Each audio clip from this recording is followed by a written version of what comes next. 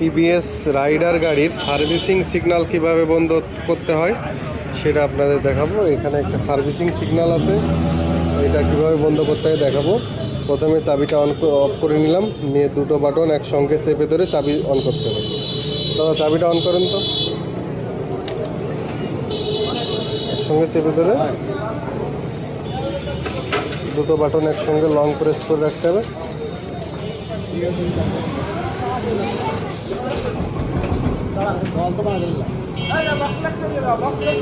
চলে গেছে।